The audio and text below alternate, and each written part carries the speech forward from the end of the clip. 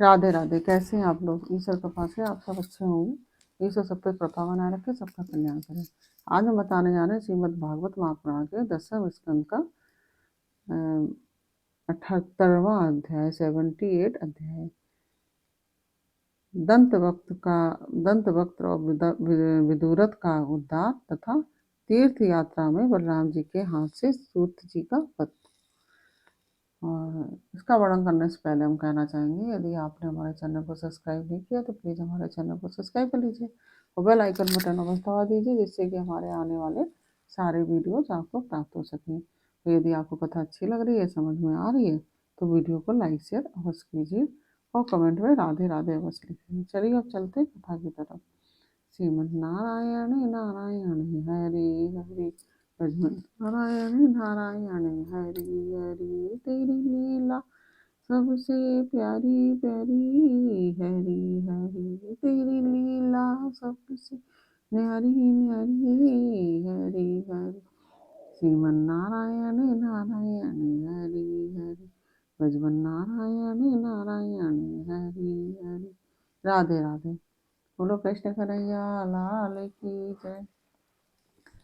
श्री सुखदेव जी कहते हैं, परीक्षित, शिशुपाल, साल्व और पौंड्रक के मारे जाने पर उनकी मित्रता का ऋण चुकाने के लिए मूर्ख दंतवक्त अकेला ही पैदल युद्धभूमि में आ धमका। वह क्रोध के मारे आग बबूला हो रहा था।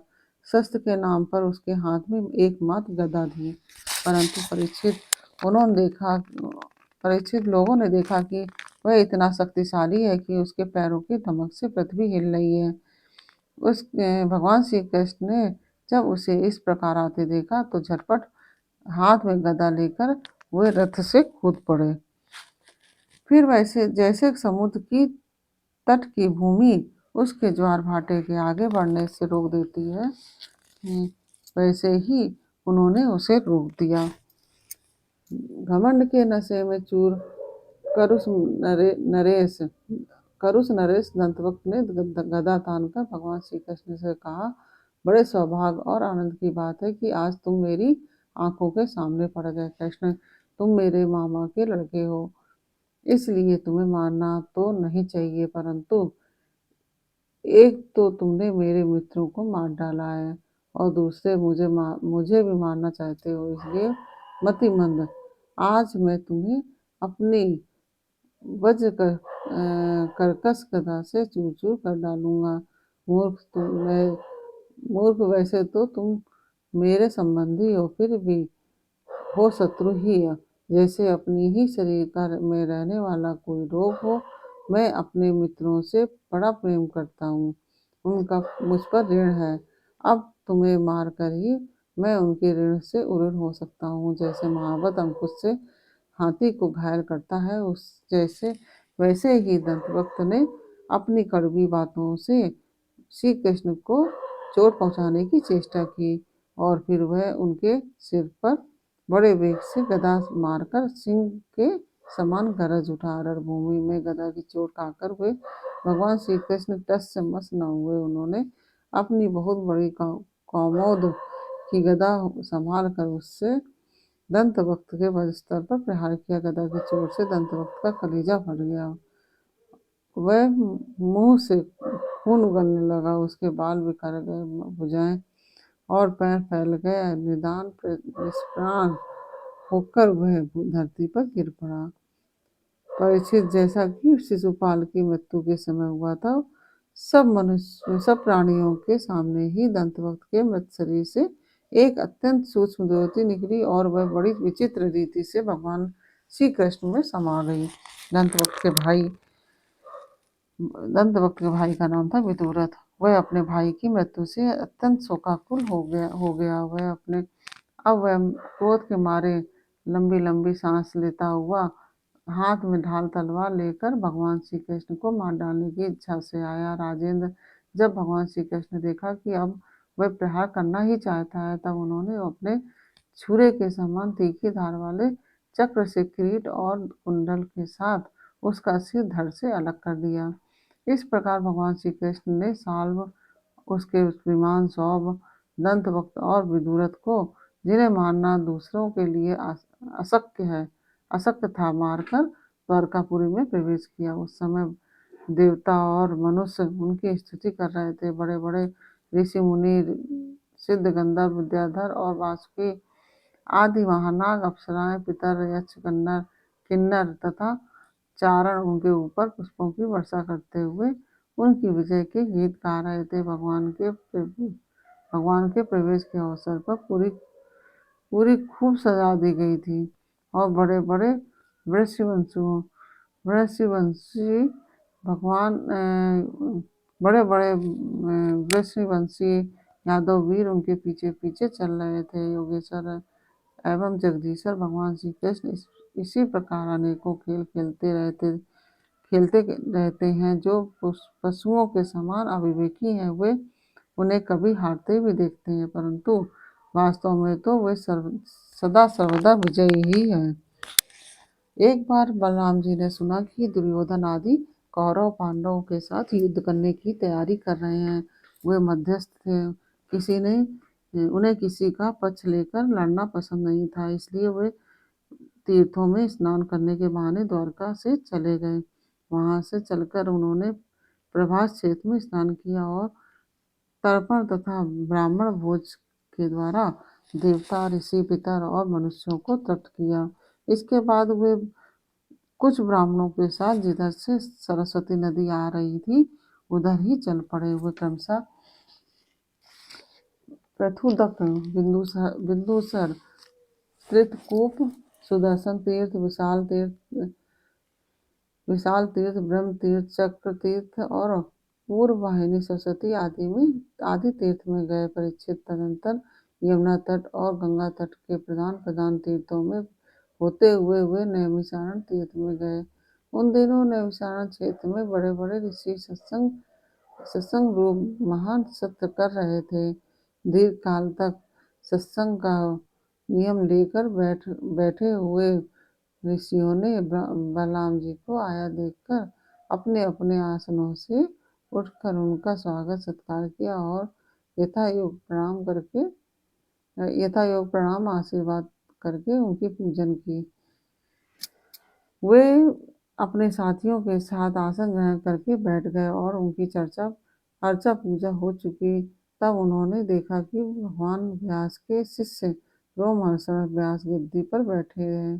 बलराम जी ने देखा कि रोमहर्षण जी सूत जाति में उत्पन्न होने पर भी उन श्रेष्ठ ब्राह्मणों से ऊंचे आसन पर बैठे हुए हैं और उनके आने पर ना तो उठकर स्वागत करते हैं और न हाथ जोड़कर प्रणाम ही। इस प्रकार बलराम जी को क्रोध आ गया। वो कहने लगे कि यह रोमहर्षण प्रतिलोम जाति का होने पर भी इन श्रेष्ठ ब्राह्मणों से तथा धर्म के रक्षक हम लोगों से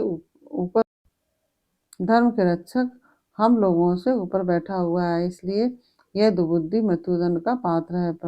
भगवान व्यासदेव का शिष्य होकर इसने इतिहास, पुराण, धर्मशास्त्र आदि बहुत से शास्त्रों का अध्ययन भी किया है, परंतु कभी इसका अपने मन पर संयम नहीं है।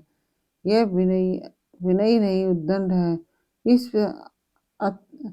इस अजितात्मा ने झूठ मूठ अपने को बहुत बड़ा पंडित मान रखा है। जैसे नट की सारी चेष्टाएं अभिनय मात्र होती हैं, वैसे ही इसका सारा अध्ययन स्वांग के लिए होता है। उससे ना इसका लाभ है और ना ही किसी का दूसरे का ही है।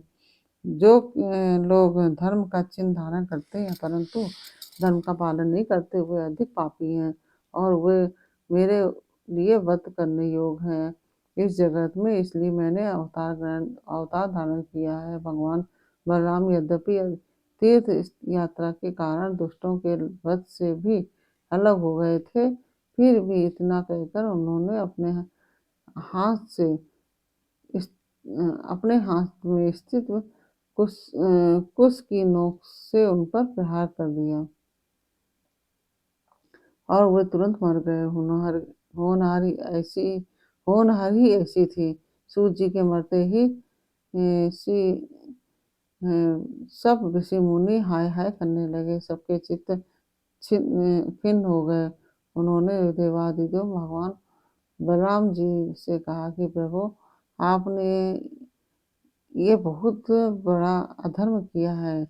यदुवंश शिरोमणि सूत जी को हम लोगों ने ही ब्राह्मणोचित आसन पर बैठाया था, और जब तक हमारा यह सत्य समाप्त न हो तब तक के लिए उन्हें शारीरिक कष्ट से रहित आयु भी दे दी थी, और आपने अनजान में यह ऐसा काम कर दिया है जो ब्रह्म हत्या के समान है। हम लोग यह मानते हैं कि आप योगेश्वर हैं, वेद भी आप पर शासन नहीं कर सकता, फिर भी आपसे यह प्रार्थना है कि आपका अवतार लोगों को पवित्र करने के लिए हुआ है। यदि आप किसी की प्रेरणा के बिना स्वयं अपनी इच्छा से ही इस ब्रह्म हत्या का प्रायश्चित कर लेंगे तो इससे लोगों को बहुत शिक्षा मिलेगी। भगवान बलराम ने कहा कि मैं लोगों को शिक्षा देने के लिए, लोगों पर अनुग्रह करने के लिए इस ब्रह्म हत्या का प्रायश्चित अवश्य करूँगा। अतः इसके लिए प्रथम श्रेणी का जो प्रायश्चित हो, आप लोग उसी का विधान कीजिए। आप लोग इस सूत को लंबी आयु, बल, इंद्रिय शक्ति आदि जो कुछ भी देना चाहते हो मुझे बतला दीजिए। मैं अपने योग बल से सब कुछ संपन्न किए देता हूँ। ऋषियों ने कहा कि बलराम जी, आप ऐसा कोई उपाय कीजिए जिससे आपका शस्त्र पराक्रम और इनकी मृत्यु भी व्यर्थ ना हो, और हम लोगों ने इन्हें जो वरदान दिया था वह भी सत्य हो जाए। भगवान बलराम ने कहा कि ऋषियों, वेदों का ऐसा कहना है कि आत्मा ही पुत्र के रूप में उत्पन्न होता है। आत्मा ही पुत्र के रूप में उत्पन्न होता है, इसलिए रोमहर्षण के स्थान पर उनका पुत्र आप लोगों को पुराणों की कथा सुनाएगा। उसे मैं अपनी शक्ति से दीर्घायु, इंद्रिय शक्ति और बल दिए देता हूँ। ऋषियों, इसके अतिरिक्त आप लोग और जो कुछ भी ऋषियों इसके अतिरिक्त आप लोग और जो कुछ भी चाहते हो मुझसे कहिए, मैं आप लोगों की इच्छा पूर्ण करूँगा। अनजान में मुझसे जो अपराध हो गया है उसका प्रायश्चित भी आप लोग सोच विचार कर बतलाइए, क्योंकि आप लोग इस विषय के विद्वान हैं। ऋषियों ने कहा, बलराम जी, इलबल का पुत्र बलबल नाम का एक भयंकर दानव है। वह प्रत्येक पर्व पर यहाँ आ पहुँचता है और हमारे इस सत्र को दूषित कर देता है। यदुनंदन, वह यहाँ आकर पीप, खून, विष्ठा, मूत्र, शराब और मांस की वर्षा करने लगता है। आप उस पापी को मार डालिए, हम लोगों की यह बहुत बड़ी सेवा होगी। इसके बाद आप एकाग्रचित से तीर्थ में स्नान करते हुए 12 महीनों तक भारतवर्ष की परिक्रमा करते हुए विचरण कीजिए। इससे आपकी बुद्धि शुद्ध हो जाएगी। इस प्रकार से यह 78वां अध्याय पूरा हुआ। यह अध्याय कैसा लगा आपको, यह हमें कमेंट बॉक्स में बस बताइए। आपको अच्छा लगा हो तो वीडियो को लाइक शेयर भी कर दीजिए, जिससे कि और भी लोग लाभान्वित हो सकें। और फिर मिलते हैं आपसे अगले अध्याय के साथ अगले वीडियो में। तब तक के लिए राधे राधे।